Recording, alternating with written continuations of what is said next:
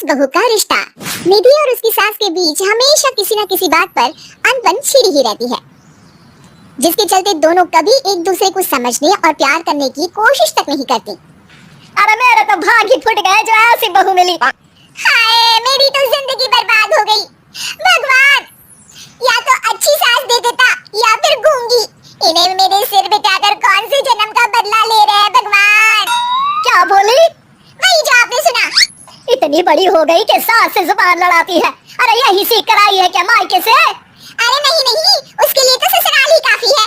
मेरी सास ने मुझे बहुत अच्छे से जुबान लड़ाना सिखाया है। हाँ, सास बहू की तीखी नोक-झोंक चल ही रही होती है कि दीपू वहां आ जाता है। रिश्ता करते हुए पति पत्नी की जगह सास बहू की कुंडली मिलानी चाहिए, क्योंकि अगर सास बहू का रिश्ता अच्छा नहीं तो उनका पता नहीं, पर पति की जिंदगी तो पक्का झंड है। मुझे अपने सामने कोई झगड़ा नहीं चाहिए। बस करो दोनों। दोनों शांत होकर अपने अपने काम में बिजी हो जाती हैं। दीपू ऑफिस चला जाता है, जिसकी थोड़ी ही देर में दीपू की बहन कल्पना का फोन आता है। अरे कैसी है रे बेटा? ससुराल में सब बढ़िया है ना? कोई तुझे परेशान तो नहीं करता? सास की बात सुनकर पास खड़ी निधि हंसकर कहती है अरे वाह रे ऊपर वाले, खुद बहू को शांति से सांस भी नहीं लेने देती और बेटी से पूछ रही है कोई परेशान तो नहीं करता। अरे मेरी बेटी तुम्हारी तरह नाकारा और बदतमीज नहीं है, इसलिए उससे पूछना बनता है। तो उनकी सास भी आपकी तरह नहीं होगी, इसीलिए उन्होंने कुछ बोला नहीं। और इसी के साथ एक बार फिर दोनों सास बहू के बीच तानों का युद्ध शुरू हो जाता है। फिर कल्पना कुछ देर तक तो फोन पर सुनती रहती है, पर जब दोनों चुप होने का नाम तक नहीं लेती तो वो चिल्लाते हुए बीच में बोलती है, अरे बस करो, यह फोन कान पर लगाए। जब मुझसे आप दोनों की बातें सुनी नहीं जा रही तो मेरा बेचारा भाई न जाने किस हाल में होगा।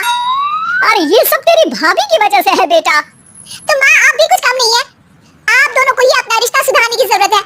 मैं एक बाबा को जानती हूँ जो रिश्ते सुधारने में एक्सपर्ट है। आप दोनों उनके पास जाइए। ना जी ना, मैं ऐसे ढोंगी बाबा में नहीं मानती। देखा, कहा था ना। अरे ये तो हमारे घर में शांति चाहती ही नहीं है। भाभी, एक बार ट्राई करके तो देख लो। इस पर निधि मान जाती है और अगले ही दिन दीपू के ऑफिस जाने के बाद दोनों बाबा के पास पहुंच जाती हैं। सास बहू के बीच रिश्ता कुछ ज्यादा खास नहीं है। हर समय तू मैं चलती रहती है। हाँ जी हाँ, बिल्कुल सही। आप तो बहुत ज्ञानी है बाबा जी। तो पाई सुनो, बहू को साफ और सच्चे मन के साथ सास को 12 लाल और 12 हरी चूड़ियां भेंट करनी है। मतभेद अपने आप कम हो जाएंगे। बाबा का उपाय सुन अगले दिन निधि सास को चूड़ियां भेंट कर देती है, लेकिन इससे भी उन दोनों के बीच कुछ सही नहीं होता। अरे पक्का इसने ही किलस कर चूड़ियां दी होंगी, तभी कुछ नहीं हुआ। दोनों दोबारा बाबा के पास जाती हैं। कुछ नहीं होता। तो दूसरा उपाय सुनो। सुबह सूरज निकलने से पहले ही घर की सफाई कर सारा कूड़ा घर से बाहर कर ठंडे पानी से स्नान करना है।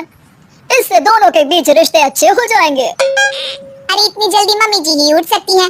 ये आपको ही करना पड़ेगा। मैं अकेली तो लड़ाइयाँ नहीं करती ना। बाबा का उपाय मानते हुए अगली सुबह से सास जल्दी उठ सूरज निकलने से पहले घर की सफाई कर ठंडे पानी से नहाने लगती है। ये सब कुछ दिन तक चलता है, जिससे अभी भी दोनों के रिश्ते तो नहीं सुधरते, पर सास की तबीयत खराब होने लगती है। अब लगता है आपने मन से काम नहीं किया होगा, तभी तो रिश्ता वैसा का वैसा पड़ा है और तबीयत खराब हो गई। अरे सही कहती थी तुम। कल मुहा ढूंढी बाबा। देर आए पर दुरुस्त आए। चलो आराम करो आप। अब निधि बाकी काम छोड़ सास की सेवा करने लगती है। अपनी पत्नी और माँ में ऐसा बदलाव देख दीपू बिल्कुल हैरान रह जाता है।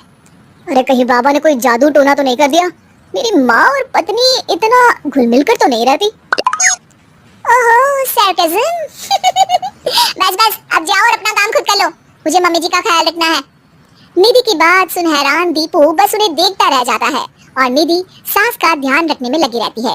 इसी तरह दिन बीतते हैं और निधि आधे से ज्यादा समय सास के साथ बिताने लगती है, जिस वजह से उन दोनों का रिश्ता पहले से अच्छा होने लगता है और वो एक दूसरे को समझने लगती है।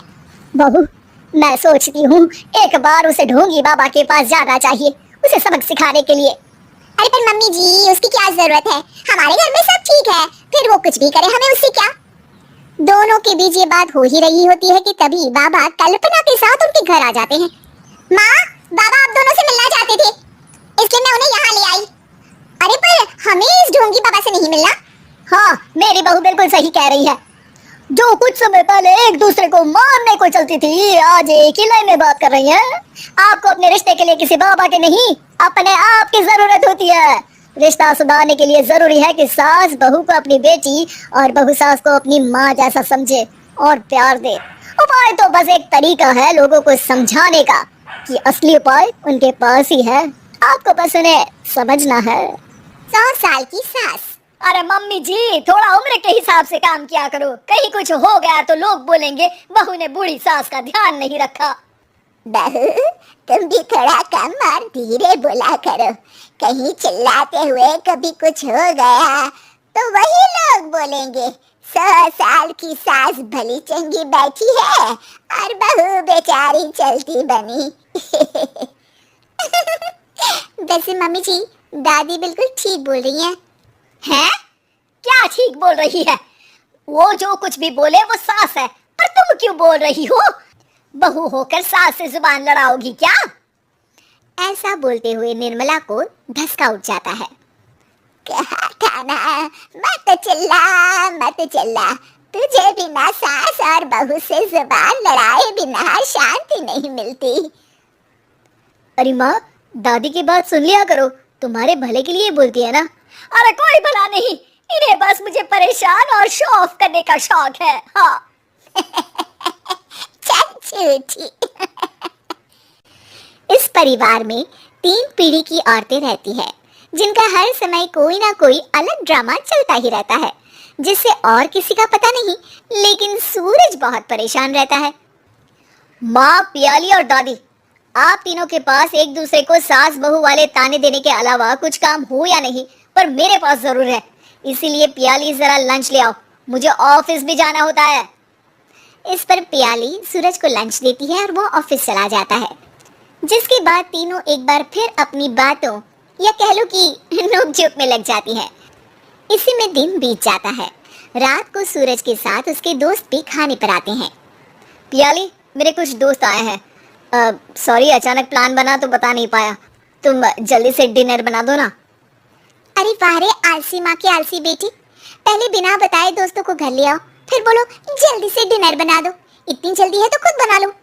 अरे माता, सब बाद में दिखा देना, अभी खाना बना दो ना प्लीज।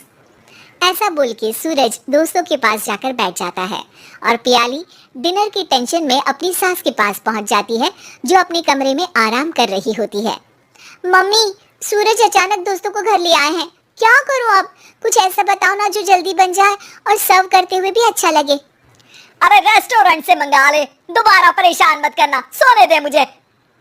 इतने में दादी सास भी वहां आ जाती है।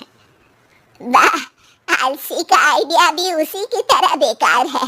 कोरोना में बाहर से खाना मंगाएंगे। बहू, तुम सो ही जाओ, वही काम अच्छे से कर सकती हो। चल पियाली, मैं बताती हूँ क्या करना है। इस पर दादी सास पियाली के साथ मिलकर सारे मेहमानों के लिए खाना बनाती है, जिससे उन्हें ज्यादा मेहनत भी नहीं करनी पड़ती और सबका पेट भी भर जाता है। दादी के इस आइडिया से पियाली और सूरज बहुत इम्प्रेस हो जाते हैं। दादी, क्या यही खाना आपकी इस उम्र में इतना एक्टिव रहने और एंडलेस लाइफ का राज है? वैसे दादी ने आज तक राज किसी को बताया नहीं। इन्होंने ससुर जी तक को नहीं बताया, तभी तो वो ऊपर पहुंच गए और ये अभी तक यही है। तेरी सास मेरे ऊपर पहुंचने का ही इंतजार कर रही है, पर इस आलसी का ये सपना पूरा नहीं होने वाला। क्यों जी, अमर होने का वरदान लेकर आई हो क्या? अमर का पता नहीं, पर लगता है तुझसे लंबा जरूर जी लूंगी। इससे पहले कि दोनों सास बहू में कोई बहस शुरू होती, पियाली बीच में बोल पड़ती है। ठीक है, आप दोनों लड़ क्यों रही हैं? हम तो चाहते हैं कि आप दोनों हमारे साथ हमेशा रहें। पियाली की बातों पर दोनों शांत हो जाते हैं और उनकी लाइफ पहले जैसे चलने लगती है। जहां दादी सुबह जल्दी उठकर कुछ न कुछ काम करते हुए पूरा दिन बिताती है, तो वहीं निर्मला और पियाली लेट उठने से लेकर धीरे धीरे आलस में काम करना और जब मर्जी सो जाने से अपना दिन बिताती हैं। एक दिन निर्मला की सहेली उनके घर आती है। अरे क्यों रे निर्मला, कैसे चल रही है जिंदगी? सब बढ़िया, बस ये बुढ़िया ऊपर जाए तो ज्यादा अच्छा होगा। अरे ऐसा क्यों बोलती हो? तुम्हें तो उनसे सीखना चाहिए, वो बहुत फुर्तीले हैं। मैं उन्हें रोज मॉर्निंग वॉक करते हुए देखती हूँ। और वहीं तुम और तुम्हारी बहू है जिन्होंने शायद सुबह का सूरज आज तक देखा ही नहीं होगा।